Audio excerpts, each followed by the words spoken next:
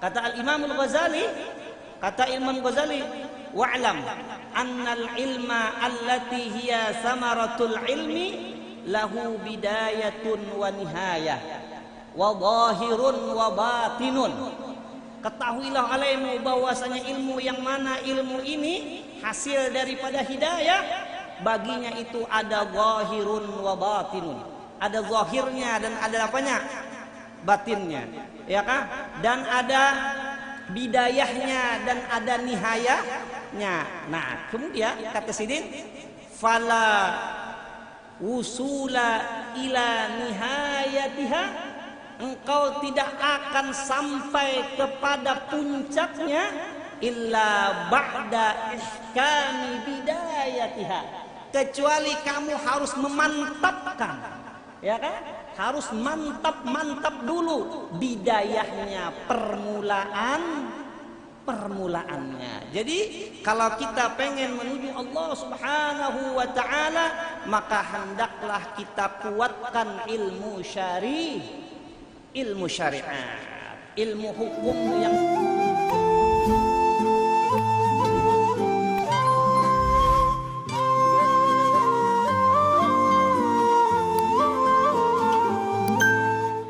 hadirin, setengah daripada kelebihan, keutamaan, keistimewaan daripada Sayyid Muhammad bin Abdul Karim Al-Hasani, bahwa beliau ini adalah orang yang luar biasa. Kalau bahasa Arab, beliau ini adalah abna'u zamani. Beliau ini adalah anak emas di zamannya. Kenapa? Setengah daripada keistimewaan beliau yaitu siapa saja yang belajar, yang mengaji dengan Sayyid Muhammad bin Abdul Karim, maka murid-murid beliau itu menjadi orang-orang yang besar, menjadi orang-orang yang hebat. Nah, ini adalah keistimewaan daripada Sayyid Muhammad bin Abdul Karim Al-Qadiri Al-Hasani As-Sammani. Maka setengah daripada murid-murid beliau, khalifah-khalifah beliau, yaitu pengganti beliau, diantaranya adalah As-Sayyid Muhammad, yaitu Syekh Siddiq Al-Madani. Ini adalah setengah daripada khalifah pengganti beliau. Dan lagi banyak khalifah-khalifah beliau yang mengganti daripada Sayyid Muhammad bin Abdul Karim As-Samman Al-Madani. Di antaranya yang kita kenal adalah 4 serangkai dari negeri kita, yaitu pertama adalah Syekh Abdul Samad Al-Falimbani, pengarang kitab Hidayatus Salikin dan kitab Siyarus Salikin yang sangat terkenal. Dan juga setengah daripada murid beliau di negeri kita ini, diantaranya adalah Abdurrahman Misri, yaitu orang Betawi, yang mana Abdurrahman Misri ini, beliau ini adalah kakek daripada Al-Habib Utsman bin Yahya Mufti Betawi. Jadi Habib Utsman Mufti Betawi yang mengarang kitab-kitab yang penuh berkah, diantaranya adalah Sifat 20, dan juga diantaranya adalah Irsyadul Anam. Itu adalah merupakan kitab yang penuh berkah. Nah, ini Habib Utsman adalah cucu daripada Abdurrahman Misri min jihati ummi, dari jihad ibu Sidin. Dan lagi diantaranya muridnya Sayyid Muhammad Semman, yaitu adalah Syekh Abdul Wahab Bugis, yang mana Syekh Abdul Wahab Bugis ini sekaligus menjadi minantu daripada Syekh Muhammad Arsyad bin Abdullah Al-Banjari, dan beliau makamnya pun di Martapura di Desa Tungkaran. Nah, dan diantaranya lagi muridnya Sayyid Muhammad Semman adalah yaitu datuk kita, yaitu Syekh Muhammad Arsyad bin Abdullah Kalampaya. Dan bahkan kata Syekh Muhammad Arsyad bin Abdullah Kalampayan, guruku yang terbesar itu, ini ulun dapat dari tulisan tangan langsung daripada Datuk Kalampayan. Kata Sidin, guruku yang terbesar itu adalah Sayyid Muhammad bin Abdul Karim As-Samman Al-Madani. Makanya kenapa haulnya Sayyid Muhammad bin Abdul Karim As-Samman Al-Madani ini ya kan sangat semarak orang mengadakan di daerah kita ini.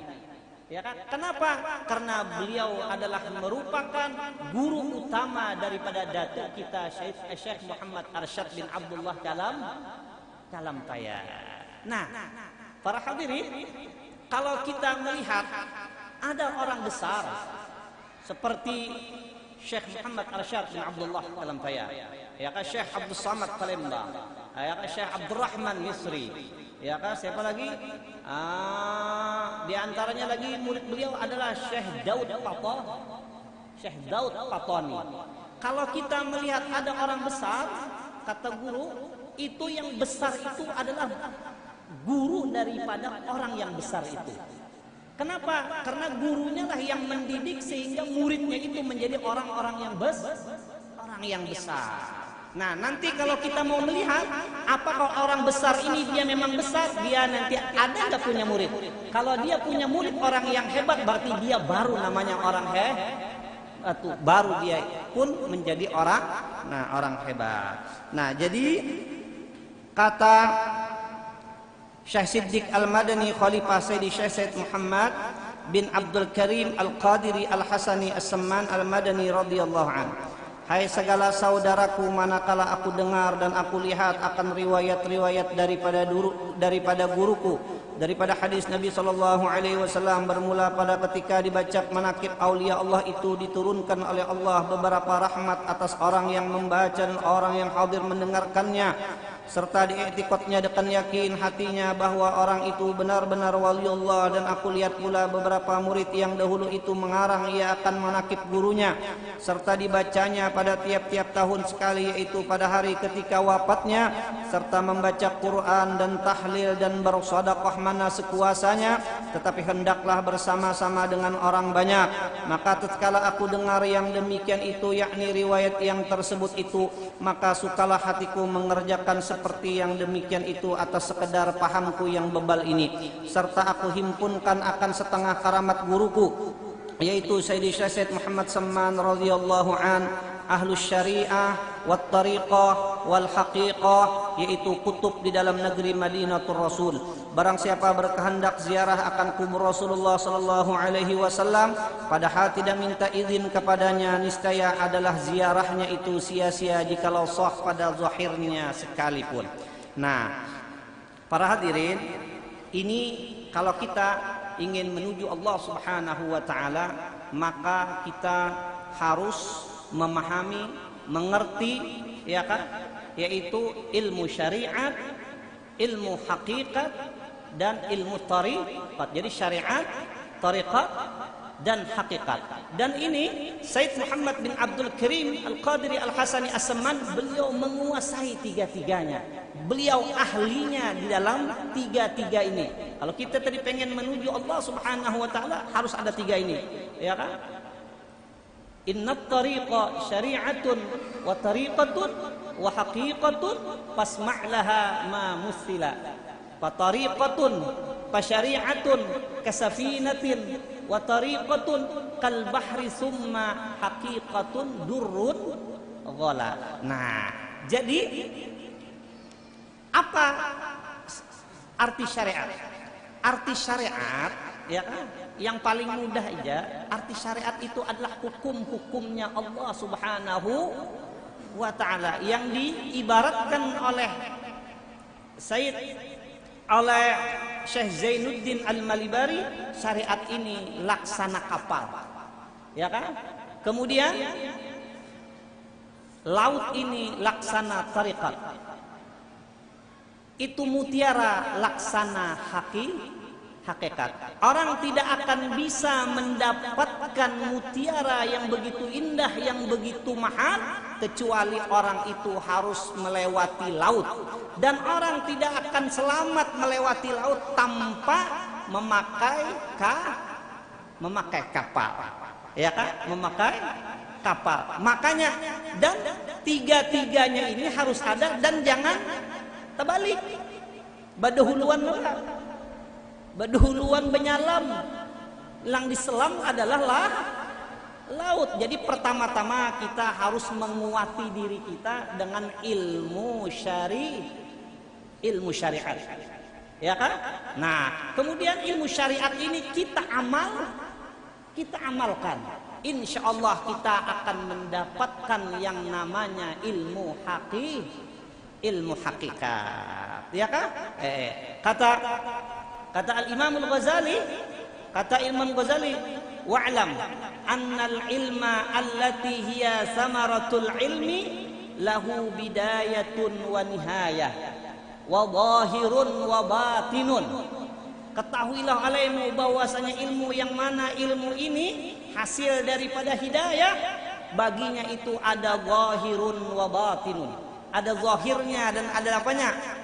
Batinnya. Ya kan? Dan ada bidayahnya dan ada nihayahnya. Nah, kemudian kata Sidin, fala wusula ila nihayatiha, engkau tidak akan sampai kepada puncaknya illa ba'da ihkami bidayatiha, kecuali kamu harus memantapkan, ya kan? Harus mantap dulu bidayahnya, permulaannya. Jadi kalau kita pengen menuju Allah Subhanahu wa taala, maka hendaklah kita kuatkan ilmu syariat, ilmu hukum yang diatur di fikih. Kita amalkan. Ini ada sedikit lah. Ada apa-apa kawan pendek lah. Ada apa lah? Contohnya ilmu syariat lah. Contoh lah. Ada apa lah? Ada apa nih? Demi untuk kita semua. Bilang Bapak bilang. Di antaranya ilmu syariat, ilmu hukum, bahwasanya ya kan? Bahwasanya di antara setengah ini baru setengah sebahagian ilmu syariat di antaranya. Biar jangan digoyah dikit lah, demi untuk kita semua lah. Kalau tersinggung aku kadu saja lah. Ini yang demi kebaikan kita semua. Di antaranya jangan sekali-kali kita jual beli di dalam masjid. Di antaranya nih, karena ada hadisnya Rasulullah Shallallahu Alaihi Wasallam, ketika ada di zaman Nabi ada orang yang jual beli di dalam masjid, kemudian kata Rasul, la arbahallahu tijarataka, semoga perdagangan engkau tidak akan diuntungkan oleh Allah Subhanahu wa Ta'ala. Ini kita agar kebaikan kita aja ya lah. Ada apa-apa lah. Jadi karena lu melihat anak tuh deh, pendel maghrib berjualan kar, berjualan kar apa tak? Kesa apa deh? Kesa telur tuh deh. Ya kan? Jabib apa itu jabib tuh? Itu tuh ya kan? Nah, itu jangan di dalam masjid, tapi memang kada haram. Lah, kada haram, tetapi hukumnya makruh. Ya kan? Bukan hanya kena telur. Perenya ada orang, contohnya orang zakat fitrah. Kemudian panitia menerima zakat fitrah, ya kan? Kemudian di dalam masjid, ceritanya nih, ya kan? Ada orang yang menerimanya orang fakir. Nah, kadang-kadang orang ada yang mau ke masjid, kadang mau membawa beras. Kadang-kadang mereka hanya bawa uang, nanti beli menukar di masjid. Nah, ini jangan nih. Bang, hendak kenapa? Ya di halaman aja. Kenapa? Karena akan mendapatkan doa tadi yang diajari Rasulullah, arbahallah tijarataka, ya kah? Nah, itu diantaranya. Mudah-mudahan inilah yang penting, ya kah? Yang penting kita mengadakan acara pada ini malam untuk kita meneladani, ya kah, daripada Syekh Muhammad Said Abdul Karim, ya kah, Syekh Salman Al-Madani, yang mana beliau orang yang sangat kuat syariatnya, sangat kuat tariqatnya, sangat kuat hakikatnya, ya kan? Nah, itulah orang-orang yang hebat. Makanya, ya kan? Jadi kita kadang-kadang kada usah gin kita kalau kira-kira menguyak masalah torekot atau masalah apa? Masalah hakikat mungkin terlalu apa? Terlalu jauh, yang mau sia-sia aja kita nih. Yang kita kuatkan sudah ini aja, ilmu syariat kita kuatkan, kita amalkan, insya Allah nanti kita akan diberi oleh Allah Subhanahu wa taala ilmu-ilmu yang kita kada belajar, ya kan? I'mal, ada pernah orang bertanya kepada Al-Imam Malik daripada masalah ilmu batin, ya kan? Su'ilal Imam Malik an ilmil batin, faqala i'mal bi ilmi zahir yuwarriskallah ilmal batin. Amalkan ilmu zahir, insyaallah kau akan diberi oleh Allah Subhanahu wa taala ilmu batin. Man amila bima amila warasahullahu ilma malam. Ya, inilah. Nah, itu makanya para hadirin, ya kan?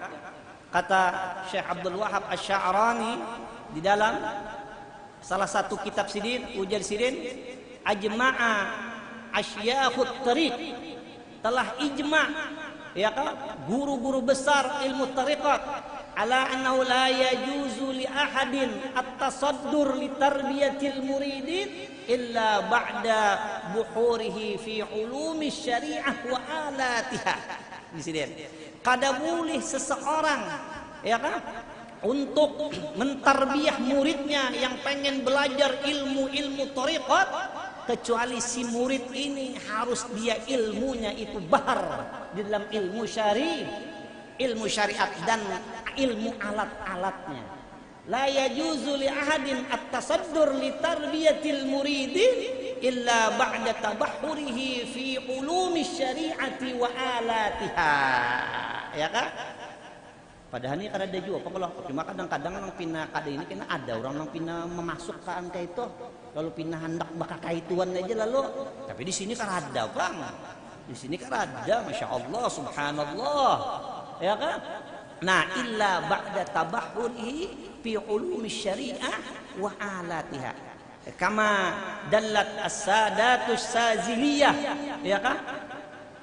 Wa kana Syekh Abu Hasan Asy-Syadzili, itu ulama sufi besar, imam-imam tasawuf seperti Syekh Abu Hasan Asy-Syadzili, ya kan? Wa Syekh wa Abul Abbas Al-Mursi, ya kan? Wa Syekh Ibnu Athaillah As-Sakan, dari mereka itu la yudkhiluna ahadan fit tariq illa ba'da tabahhurihi fil ulumi syar'iyyah wa alatiha. Mereka itu tidak mau mengambil murid kecuali muridnya itu setelah ilmunya bahar, setelah ilmu muridnya itu bagaikan lautan, ya kan? Baru mereka itu mau menerima murid untuk mendapatkan pendidikan ilmu tariqat yang ilmu-ilmu yang luar biasa itu, ya kan? Nah, itu ujar sidin. Bagaimana, apa maksudnya ilmu seseorang itu bahar? Di sini bihaitsu yaqta'ul ulama bimunazarat bimunazaratil ulama. Sekira-kira maksudnya seseorang itu ilmunya itu bahar, seandainya mereka itu berdebat dengan ulama, maka ulama itu akan keok. Maka ulama itu tidak akan berkutik. Kenapa? Mereka membawa bid dalilil wadih, membawa dengan dalil-dalil yang sangat jelas, baru mereka itu mau mengambil muridnya untuk mereka suluk kepada Allah Subhanahu wa ta'ala. Nah, itu diantaranya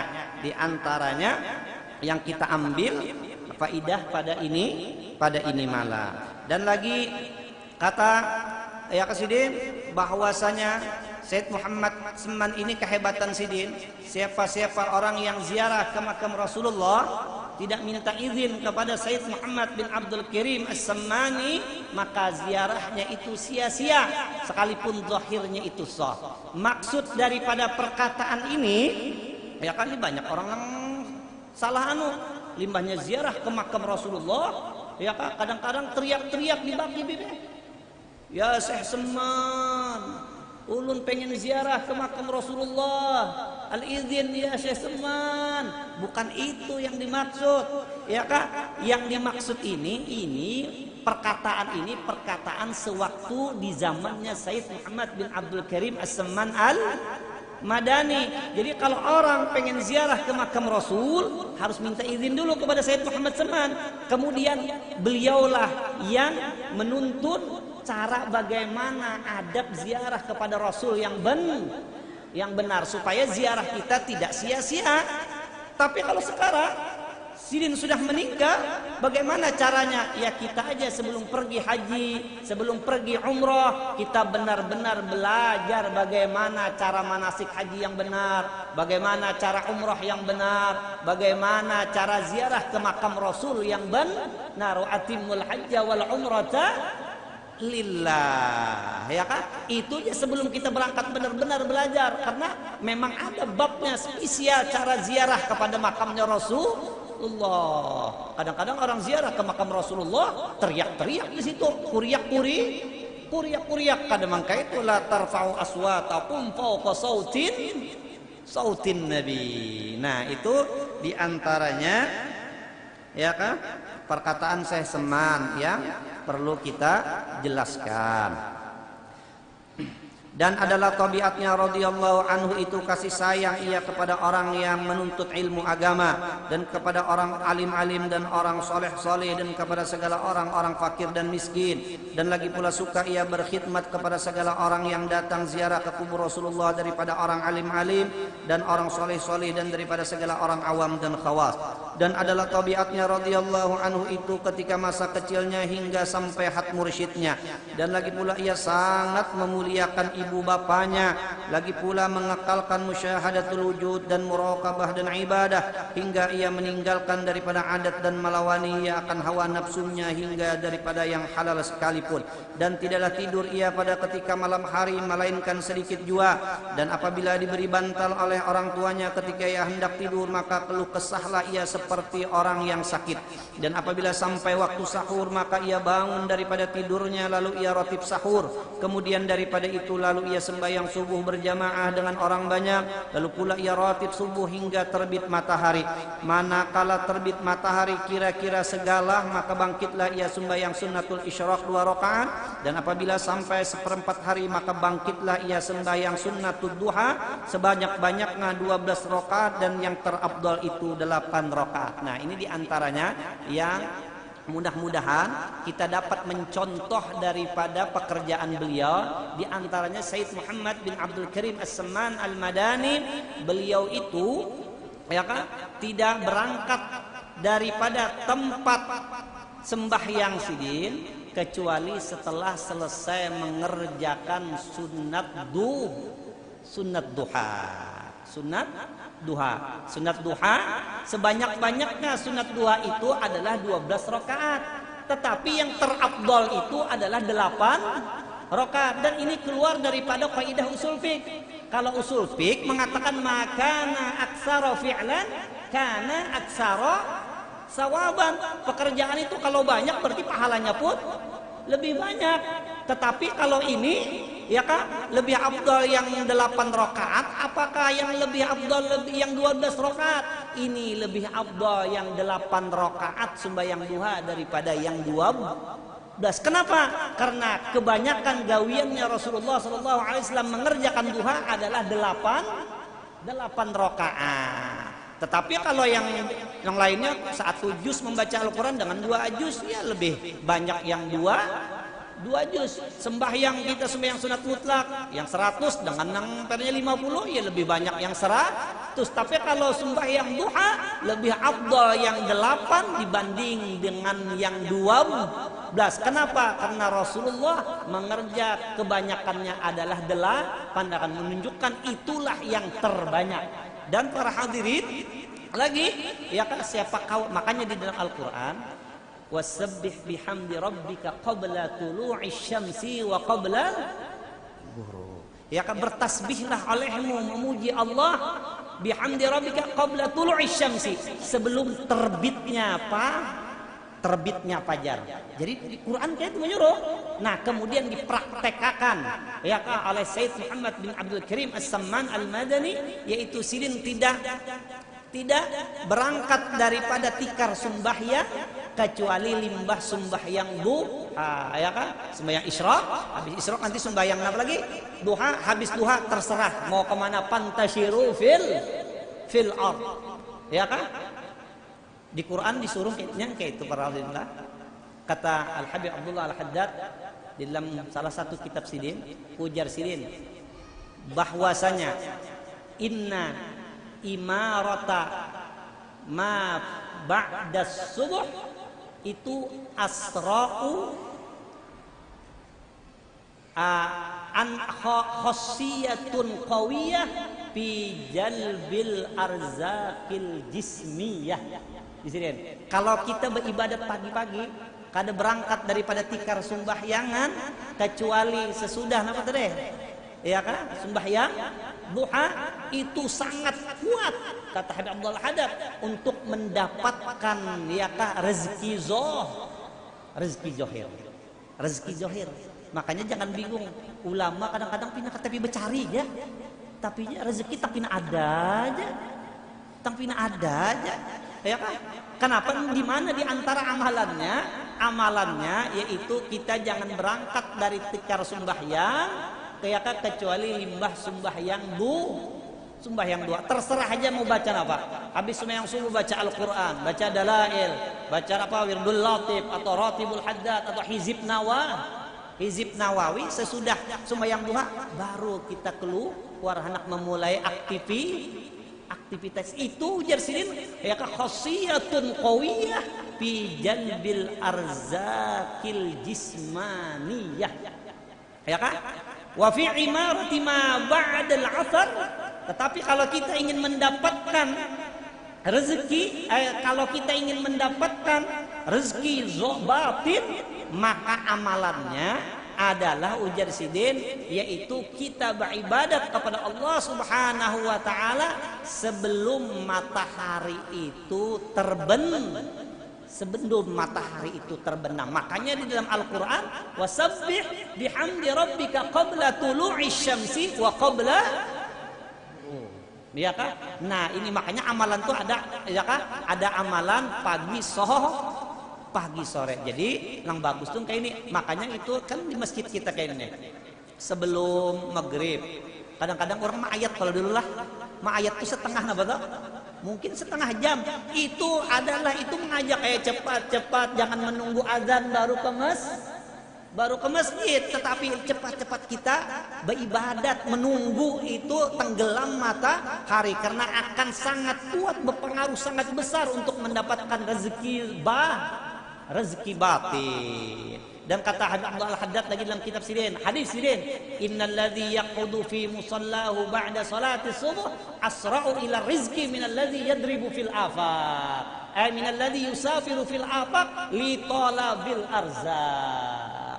Bahwasanya orang-orang kata Rasulullah yang duduk di musallanya ba'da salati subuh, sesudah sembahyang subuh dia tidak berangkat dari tikar sembahyangan kecuali tadi limbah matahari timbul, kira-kira segalakah kena ya, itu sidin asra'u ila rizki, lebih cepat untuk mendapatkan rezeki minalladzi yadribu fil afaq, dibanding dengan orang yang yusafiru fil afaq li talabil arzak, dibanding dengan orang yang bercari kemana-mana. Apalagi di pasar juga wian kita nih Allah, karena juga jam 7 jam 6 itu sudah buka, mungkin jam 9 jam 10 juga ya anjir bukaan. Nah, kita amalakannya pagi, ya kah pagi kita beramal, sorenya kita beramal. Insyaallah baina wa baina ini insyaallah kita akan berberkat. Nah, itu diantara amalan-amalan ya kan yang dicontohkan oleh Sayyid Muhammad bin Abdul Karim As-Samman Al-Madani. Syahdan adalah halnya Tuan Syekh Said Muhammad Seman itu selalu dalam zikrullah siang dan malam, dan ia suka uzlah, artinya menjauhi daripada bercampur dengan manusia, dan masuk khalwat dan melazimkan ziarah ke Baqi, yakni tempat perkuburan segala istri Nabi Muhammad sallallahu alaihi wasallam di dalam negeri Madinatul Rasul, serta hampir dengan masjidnya. Pada tiap-tiap hari lalu ia berzikir dan membaca Quran di tempat itu. Nah, dan lagi wasiat Tuan Syekh Said Muhammad Seman radhiyallahu an, lazimkan olehmu hai segala muridku sembahyang 5 waktu berjamaah dan sembahyang Jumat, dan membanyakkan akan zikrullah guduwan wa asyian qiyama wa qu'udan wa ala junubikum, dan melazimkan musyahadah wahdatul af'al dan wahdatul sifat dan wahdatul dzat dan muraqabah, dan membanyakkan akan membaca Al-Qur'an dan selawat atas Nabi sallallahu alaihi wasallam, dan membanyakkan akan istighfar dan menyampaikan hajat segala manusia, dan menolongi hamba Allah ketika mendapat kesusahan, baik kesusahan dunia atau kesusahan akhirat, karena segala yang tersebut itu sangat memberi bekas dalam hati dan menambahi kekuatan dalam mengerjakan segala ibadah dan keyakinan serta keimanan kita kepada Allah Subhanahu wa taala.